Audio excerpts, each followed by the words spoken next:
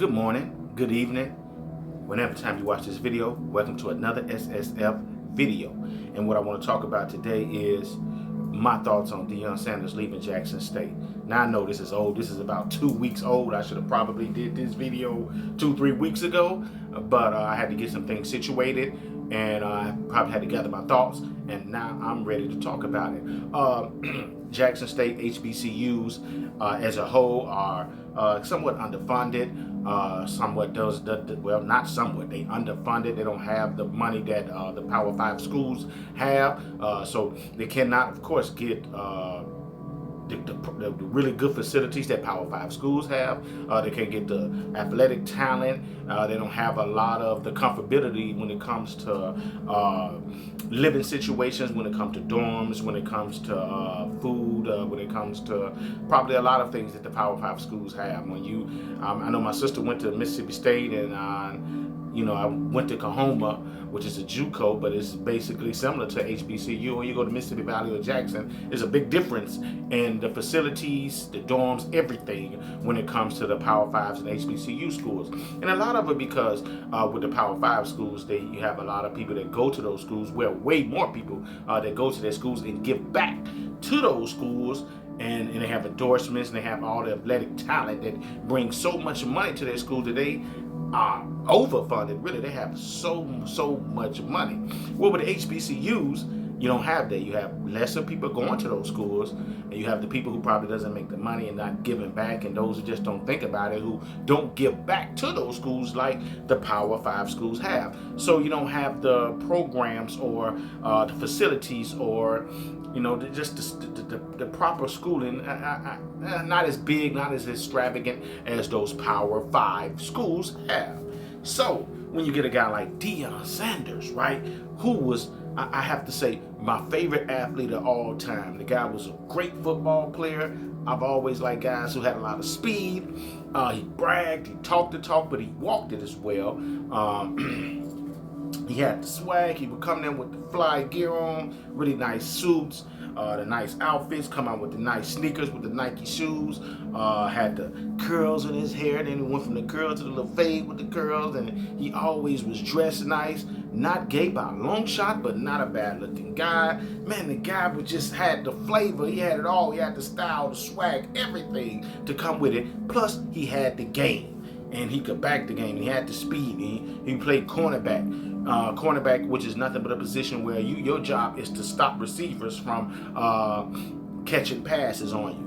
And he did that better than, to me, anybody I've ever seen do it. He was so good at his job that he could shut down a receiver, any receiver just about, maybe except with Jerry Rice and some of them. And man, he would shut down one whole side of the field, to the point where he would say, man, I'm bored out here because they won't even throw the ball my way. The quarterback won't even throw the ball my way. And sometimes he would say, you know what, I'd let the guy get about 5 yards or 10 yards in front of me just so the receiver quarterback can think he open. And he's like, man, he open, he got on Deion like that.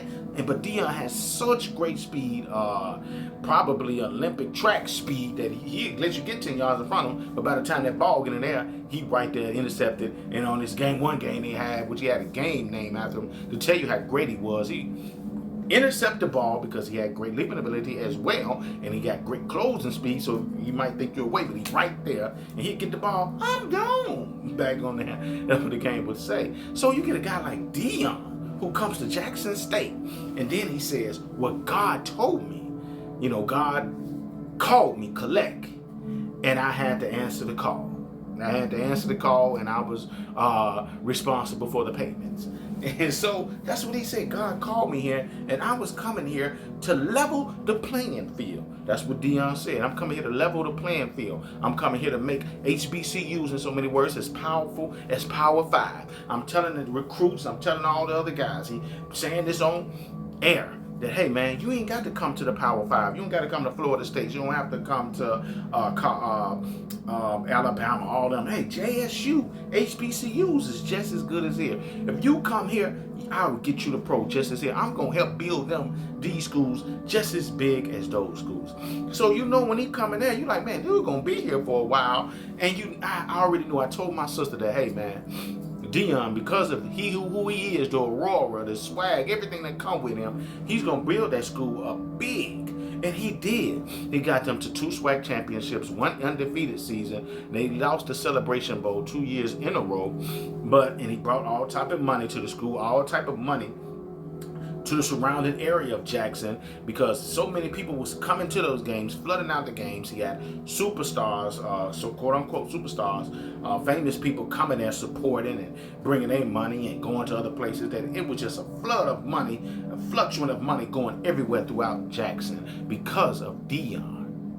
And I thought, man, if Deion keep going the way he going and keep doing with these HBCUs, that's gonna make other people start going to HBCU. A lot of these talented players, 5-star recruits, 4-star recruits, they're gonna stop going to those Power 5 schools, not as much, and start going to HBCUs, going to Jackson State. And because Deion was there, other coaches, other famous people are gonna see, well, Deion made this impact. Let me go to the HBCU and coach. Hey, let me go here. He gonna get a lot of other guys come there. And by him staying there, more and more money was going to come to the HBCUs, and HBCUs was going to be able to pay those guys the type of money that Power 5 was. Now, this is not something that's going to come over 2 years, not something that's going to come over 3 years. It's going to take maybe 5, 10, a little while, but they was going to be growing. You see how Jackson State was growing. Jackson State was going to grow even more bigger, and all the rest of the HBCUs was going to grow even bigger. And that was going to be a threat to the Power 5 schools, because these HBCUs was going to grow and get bigger just because of one man. Now you say one man, that's too much, but no, his power, his likeness, and other people was going to see him and start falling. But Deion, to me, sold them people a dream. He ran the game. He said all of that just to capture the people's hearts. And people are like, oh man, this guy's really that, and he really about trying to grow HBCUs. He really ain't about the money, because Deion was still making money, right? Because of him going to Jackson State, because of the sponsorship that he had, and because of his aurora, his swag, all the things that come with Deion, he was getting endorsement deals. You seen him on Affleck all day long, him and the great coach from Alabama. Man, they was getting commercials after commercials. He was getting all other different type of endorsements. Walmart was coming, sending money. Other big corporations was sending money because of Deion, right? You think if Michael Jordan go to Mississippi Valley State ain't gonna grow big and get all the other money coming in because of the name, his likeness, his image. He was gonna get all of those guys to come there. Yeah, he was going to get all of those guys to come there because of his likeness, and they was going to grow. And like I said, it was threatening the Power 5. So Deion, a guy that's a game runner, a game spitter, know how to talk, know how to even rhyme when he talk. He know how to give inspirational speeches. He know how to capture your heart, just like a man going to a female, knowing what to say, how to say it, to gain her attention, only because he's trying to hit. He telling he love her, he doing everything, buying her little stuff, doing everything just to get to them draws. Then when he come there, he put it down, and then she gone. She all in love with him, but he gone to somewhere else because he got what he want. That's what Deion did to Jackson State. To me, I don't care what nobody say, that's my thought. He came there because he tried to get to the Power 5 schools. He tried to get Florida State, they ain't want him. He tried to get Power 5 schools, they didn't want him. They said, man, you ain't got enough coaching experience, we not gonna hire you. So he went to Jackson State with a game plan. He ran game on them. It was a stepping stone. Just to get to a Power 5 school. Then when they come, Colorado come, other schools come with that money, he came there he ran fast. He ran so fast he didn't even have time to even address the media after the SWAC championship. They waiting on him. People waiting on him. He gone. He ain't got time. I got to get to this money, sign this contract, get everything else handled. Matter of fact, I got to go to this press conference, right? And then he goes to the press conference. And then he goes to that press conference over there with Colorado, still talking about, hey, God called me to come over here to Colorado. He came over here and called me over here to give more jobs, to help use my influence to give more jobs to black men, black coaches to coach over here in the Power 5. It just so happened with it though, he getting $5 million deals or more money than that, but I know it's $5 million a year. He's going to this big old institution that have everything that I was telling you that Power 5 schools have. This has a lot of money and rich. I mean, just beautiful. When he said it, man, look at this place. If you see the interview with him and Shannon Sharp, they're like, man, this place is big. This is beautiful. Did you ever dream of something like this? He called him time. It's like, man, I dream of some of it, but man, that's where he wanted to be. And I hate it when folks lie on God. See, folks are always, a lot of these new time preachers and teachers, a lot of these preachers nowadays and prophets nowadays, God is finna elevate you. God is finna give you more money. God calling you to get this. God calling you to get this. God bringing people your way. God finna make your business grow. Everything that God is blessing these people with, that God is calling them with, has something to do with money. Well, I'm not thinking about the prophets and the preachers back in those days when God told Noah that, hey man, it's finna rain. And warn these people that it's finna rain and I'm finna destroy the water with water. Destroy the world with water.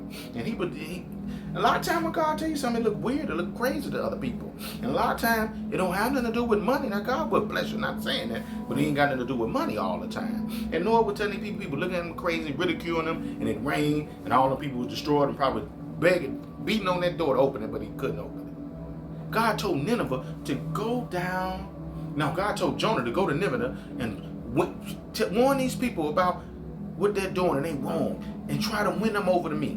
Now Jonah didn't want to do it because the people in Nineveh was bad, but God allowed him to go into a well and all the other stuff, and he said, man, let me go on over here because God ain't playing. He's serious about it. When God called you to do things, a lot of times it ain't a whole lot of financial blessings right then and there. A lot of times it ain't all glitz and glamour and glory. A lot of times it's to warn you and warn other people and tell people, and a lot of people gonna hate you, a lot of people gonna talk about, a lot of people gonna criticize you. Now he gonna bless you, he gonna take care of you, but that's a lot of time what God be telling folks when that's really God. It ain't a lot of time got nothing to do with all these blessings, but when Deion happened to say things, it always seemed to be a blessing behind it. See, folks use God to hide. They use God, put God in front of them to hide behind what they really want. It's really what they want and what they want to do, but they just say God. So to me, Deion is a fraud. Now I'm gonna rhyme a little bit. He's a fraud. He ain't about what he wanted to be. I wish he would have just told him, hey man, I'm just coming here. Don't run all that game talking. It's bigger than football. I'm here to build HBCUs up and get them to level the playing field. And when he know he just coming there as a stepping stone to get to a Power 5 school. But God taught me a lesson, and he teach a lot of us a lesson, that don't look and make entertainers your God. Don't make celebrities, athletes, none of them your God, because they ain't God. A lot of them just athletes, great players. They ain't built to try to like a Martin Luther King or a Michael X, or for the betterment of their people, and won't sell out for the money. Or, Bill Russell or Muhammad Ali, guys like that. They ain't them. So stop making these people your God. I'm your God. Only look to me as your God. Deion is a fraud, and he should have just told him, I'm just coming here to help this team become better and grow and get athletes, and that's that. Don't come telling all that other stuff that he did, all that mumbo jumbo that he came with. Deion is a fraud, man. I don't care what nobody say, man. He's a fraud. Now, I believe he's a decent coach. When he go to Colorado, he's going to get a lot of talent. He's going to get all the recruits. He's going to get all of that. But this is another league, brother. See, when at Jackson State, you got all the talent to come to you because you Deion. So, of course, and he hired some other coach. He did a good job with that. Of course you're going to win. You got all the talent. And then it kind of proved itself in the Celebration Bowl when he come against a team that's almost good as him, that he lost 2 years in a row.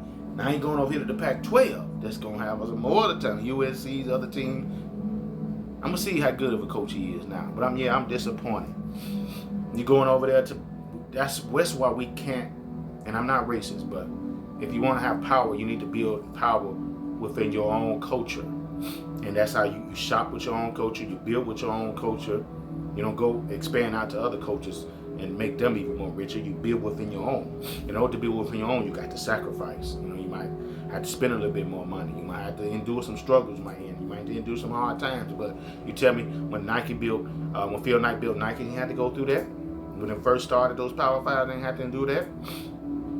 When Starbucks, all these other big corporations, they ain't have to endure that. That's what it's going to take for us. We're going to have to stand strong with each other, build our own, endure some hard times, some struggles, maybe sacrifice not going some other place else to make more money, to try to build money within us to be great. And that's what we was hoping Deion would have did. Although he was making money on the side. But now Deion left to get more money. And that's what a lot of us do. We sell out for more money. That's my take on it. If you enjoy these videos, there's more videos like this to come on other different topics. I talk faith-based because I'm a believer in Christ. I talk sports. And I talk being better as men first and as people secondly when it comes to God and Christ. It's your boy Shah. It's another SSF video. As I always like to conclude with a video, peace and love.